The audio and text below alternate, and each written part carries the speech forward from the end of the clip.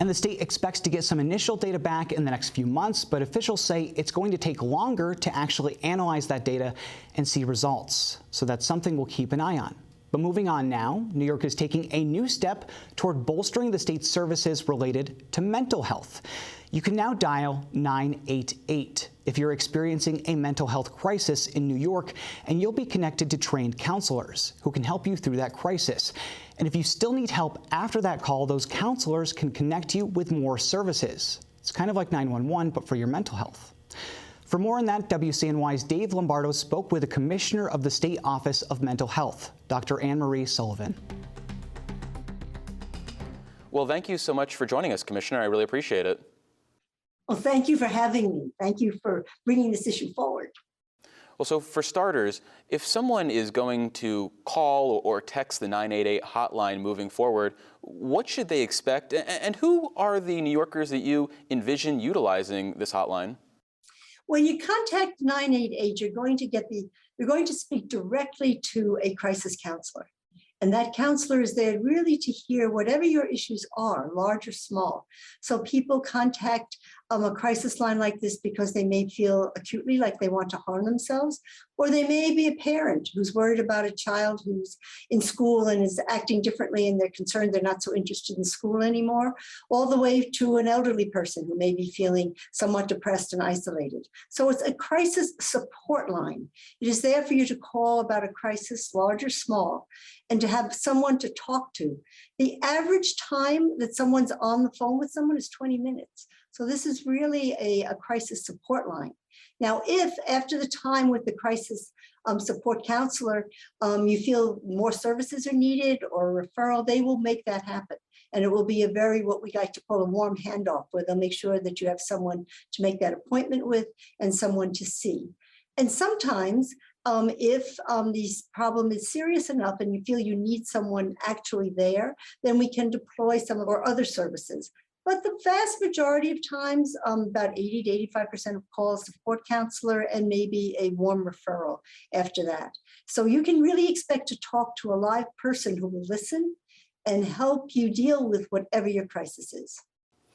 So this project did not get set up overnight. So what sort of time, energy, and money went into getting to us to this moment where the service is live statewide? Well, it's and about 2 years ago, the National Suicide Prevention Lifeline nationally, it was an act passed by Congress that said that now it had to be the number 988 for easy access and quick access.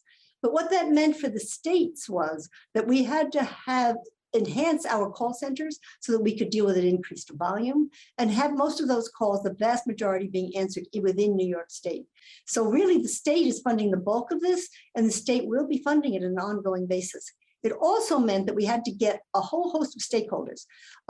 Individuals will be using the hotline, providers, police, individuals from 911, to talk with us and understand what 988 was. So for 2 years, we've been having stakeholder meetings.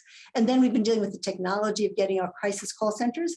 We have 13 crisis call centers across the state, and they're all up and operational and have been answering calls since sometimes before that, but now everybody's up and operating as of July 16th with 988. So you mentioned that idea of ongoing funding. Do you think at some point there'll need to be some sort of dedicated revenue structure like the way there is with 911, which has a fee on people's phone bills? That's one way to go, and some states have chosen that. But the other way is to embed, which New York so far is doing, is a certain amount of dollars in the budget on an ongoing basis.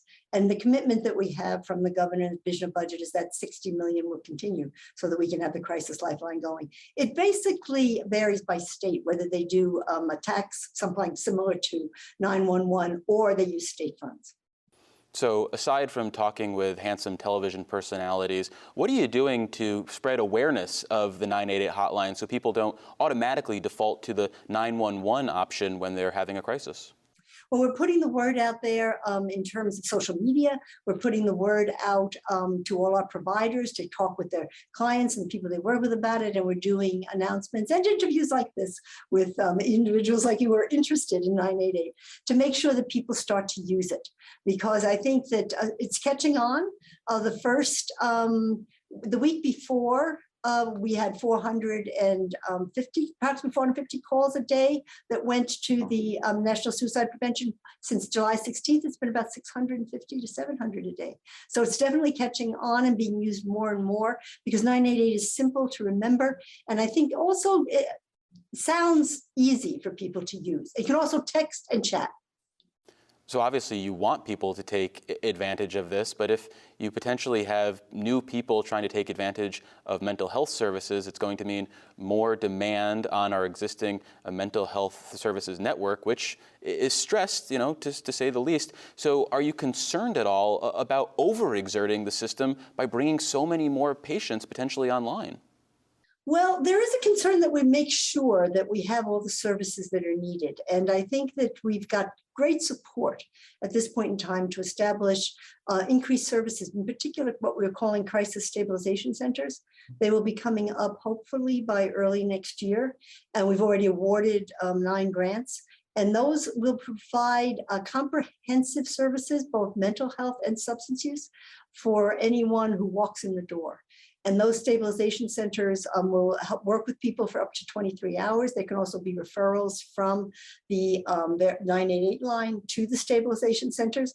We are also growing our mobile crisis capacity and expecting that to be significantly increased over the next year or so.